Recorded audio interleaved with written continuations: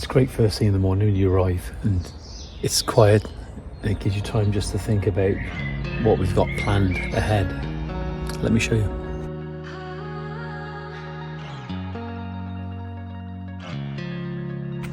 So first of all, we've got to complete this circle. It's just 1, 2, 3, 4, 5, 6, 7 cuts to complete that circle. And I can assure you this paving is it is clean.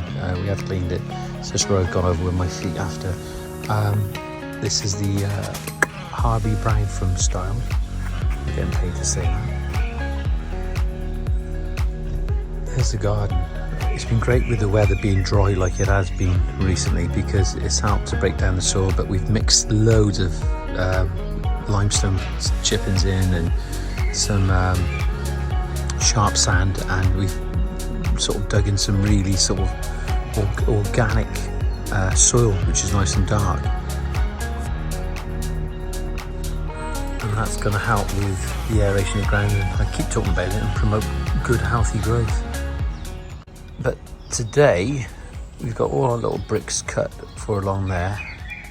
I could bed them on and do it all in one go, or I can put a concrete plinth in, but let's have a look.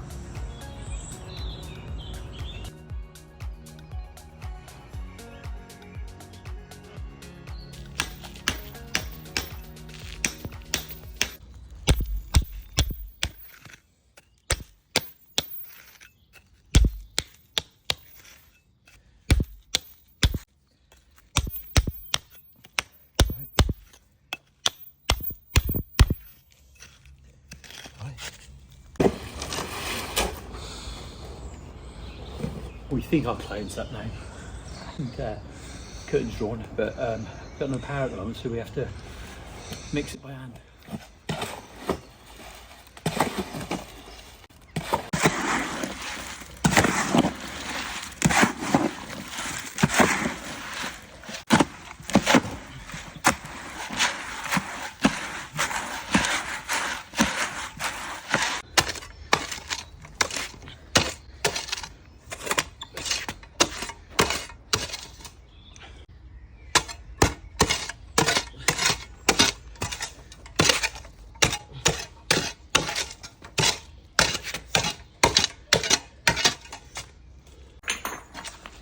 So, top tip, in my opinion, when it comes to perimeters of patios, you've got to understand that your lawn side is going to have a lot of water in there in the winter period, and you'll get that freeze-thaw effect, and it's going to attack your patio from the outer edge. You don't want that water ingressing in a horizontal format. So what we need to do, we're going to put a brick edge along here. So, but the most important thing for the brick edge is a concrete plinth. So what we're doing here at the moment, we're going to put a concrete plinth in on here. I'll show you now, and we've got these clean up really well. That's just the dust from the cutting, and we've used that what's it called? KF intensive cleaner. KF intensive cleaner from Lithophyn, and it did get this up nice over on that side. Gets all the dust out. So what we're going to do, these are going to end up like this all the way around, okay? But I don't want to just put it on mortar. I want to put it on a concrete plinth. So we're going to put a little concrete plinth. These are 98mm wide, approximately 98mm wide, and so I haven't got my other Aris trowel this morning because the other Aris trowel is, I think it's like a 3-inch Aris trowel, so that would be not 3 inches, 4 inch. It's a 100mm, whereas we've got a 5-inch one now, and we don't have too much concrete, because what happens is if you put too much concrete on the edge here, when your grass comes, when you plant, you put your grass next to your brick edge, is that what will happen is the concrete will just dry up all the grass and the grass won't grow. So what we've got to have is, when the brick edges is like that, we've got to have a nice drop down, and then we've got to have that filled with soil, because it will just dry out and it just looks unsightly where you have that burnt edge all the way along your patio. Not good at all. So let's get on there.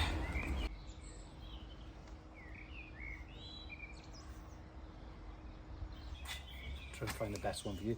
So this is an arras trowel we bought this morning. We have got the smaller ones, but this one now, let's take these off so you can actually see. It's only plastic on the table. So there is our 98mm picture frame, okay?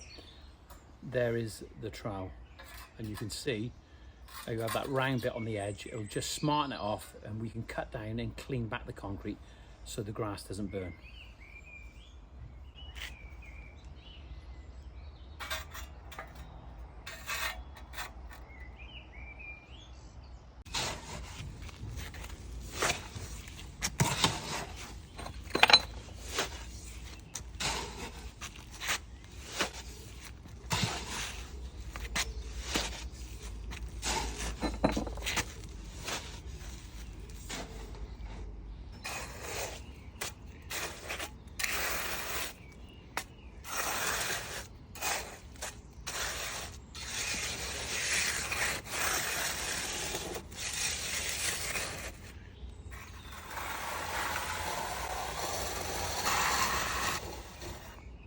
So there's our concrete plinth in place. I haven't got it to the right height now, but what we want is you'll be able to see it better here. So again, here is our 98mm brick. So what happens here is that this brick now is going to sit on there, okay? But I'm going to stick these down with an exterior tile adhesive to ensure that that sticks to there and it's not going to delaminate. These adhesives are really good these days. So have a look at this from here now. So if we look at that now, we're at the right level. So I got to make sure that's approximately 3mm below the height. Yeah, 3mm below the height of the field paving, as we would say.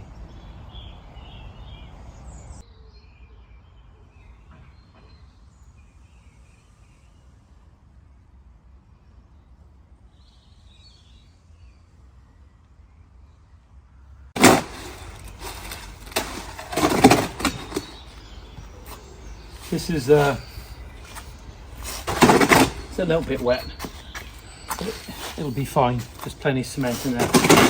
It's not going to come apart, but it just makes me feel better knowing that when we stick these little tiles along the edges, if they're not chipped, I know it's going to stay in place.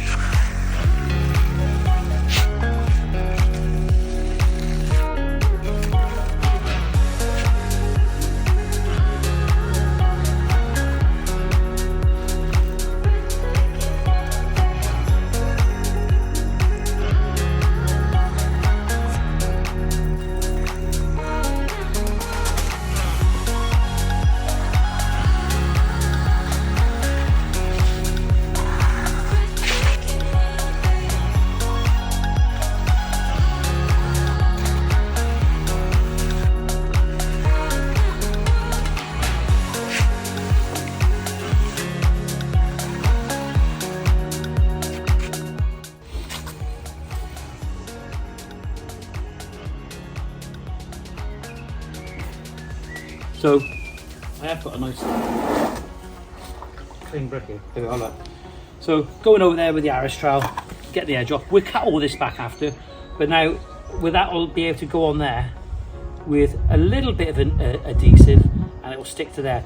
And what we're trying to achieve here, we want that concrete nice and smooth. And before you say it, I know I need knee pads. I know I have got them. But what we're trying to do, we want this nice and smooth on the top here, okay?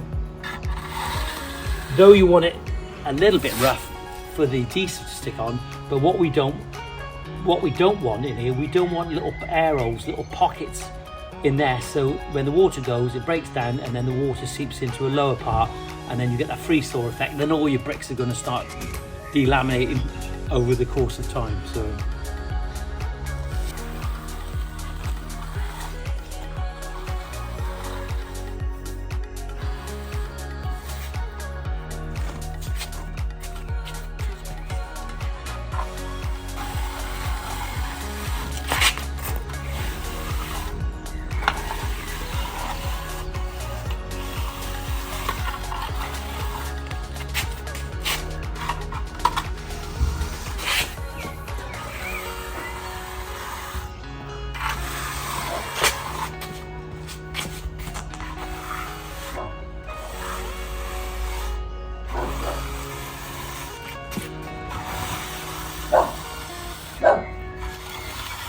So, as I said before, we've got the concrete roughly in place. I'm just doing this for the benefit of the camera at the moment. That's about 2 mil below, literally. So by going over there like that with that tile, you can see it creates this rough top to the concrete, and that will allow the adhesive to stick when we stick these tiles down. So just go over, just like so.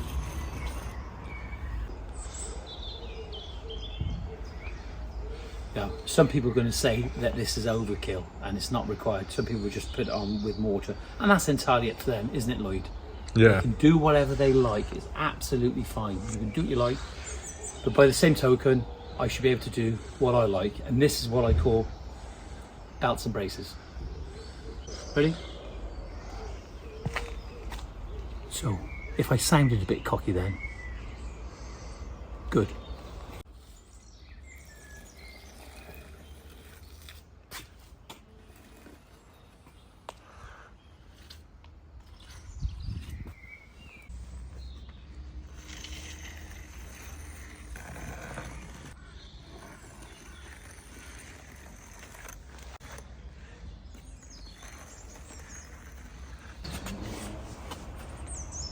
Ready?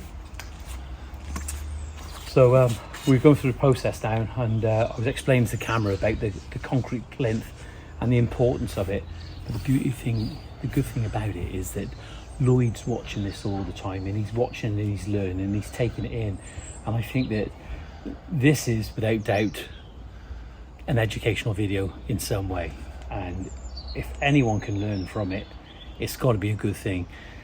But as I'm talking about it, as I'm filming about it, I'm not having to explain 2 or 3 times. Not that it's a problem to explain it 2 or 3 times, because sometimes we don't always take it in initially straight away.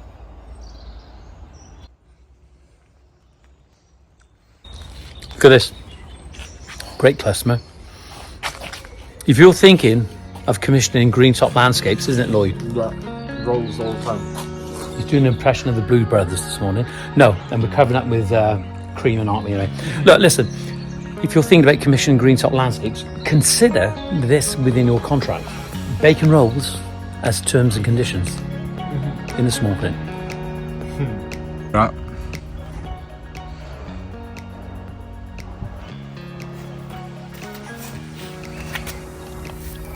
It has to be said with Denise, our client here. I explain to her every day, and at the end of the day, if she's here, about in the morning what we're going to be doing going forward, if we've hit those targets, my targets, and also at the end of the day we talk about what we've achieved and what's going on in the morning. It's so important to do this, and as a result of it, but the thing is about Denise, she does pay attention to what we're talking about, and she takes have an interest. You'll see all too often customers just letting their contractor get on with it. Then that's when the problems start, after, when things aren't clear.